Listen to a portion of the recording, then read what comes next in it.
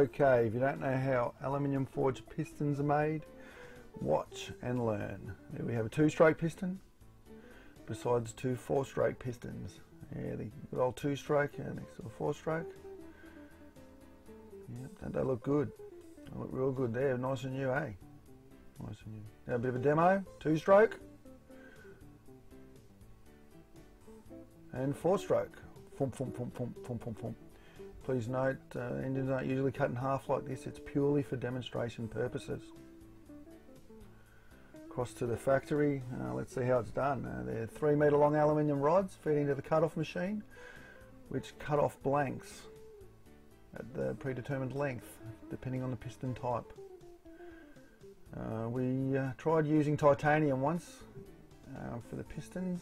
Tried forging the titanium using the same method you see in this program. Was not a success. We destroyed every piece of machining tool in the whole factory just making one piston. It wasn't good. Not good at all. We go over to the forging die, heat it up, preheat it up to 426 degrees Celsius. We also heat up the piston to the same amount. There's Frank over in Forgings.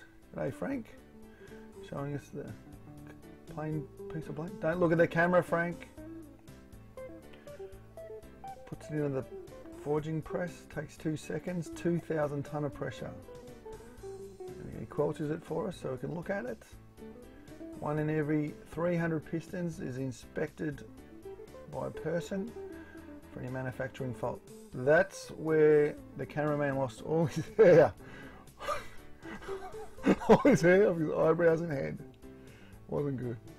Frank, don't look at the camera, mate. He just delicately puts it into the cooling down hopper. That's how come sometimes I get cracks. You should be placing them into the hopper a bit neater than that, a bit gentler, whatever. Here we go. Once they cool down, they go back into another oven and they get preheated up to a very high temperature, which strengthens the metal. The second time round, they get heated up again at a lower temperature and that stabilises the metal. And we're over in machining in the lathe.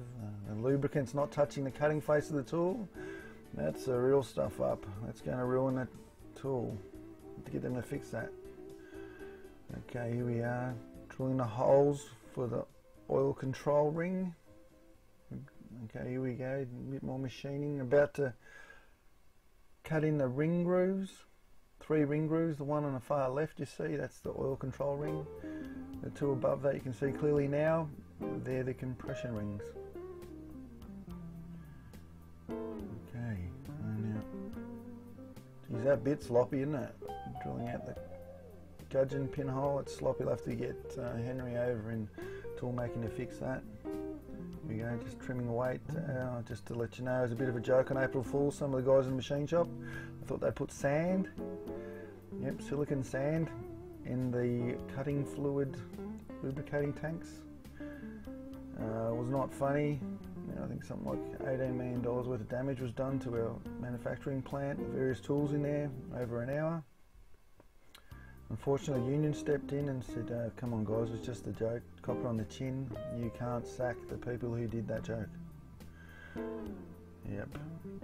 Okay, some more machining, taking a bit more off the skirt to allow for expansion when the piston heats up in the bore of the motor. Okay, here we go, drilling some more holes. Oil can get fed to the gudgeon pin, which gives it longer life than if the oil did not get there. Again, of course, this is a 4-stroke piston getting made. This is the bit where we often engrave funny comments, etc., to the mechanics installing the pistons at the factory. He's tiny, tiny. Look at him. He's pretty clumsy, so this is the only job we gave him. He's pretty bad at technical things, but he's okay with a balsa wood trimming knife and a little cleanishing belt. This is where we get the gudgeon pin bore nice and accurate. And there we have the finished piston. No more machining needed, and then of course we have to clean it in this deionized water giant dishwasher. Yep, this completely cleans it of all compressed air directly on hands. That's another work cover thing I'll have to block out. There we go, the finished piston all cleaned up, put in and demonstrated in a 4-stroke. Notice how close the skirts are at the bottom of the stroke. We hope you enjoyed watching how pistons are made and have learned how to make aluminium forged pistons.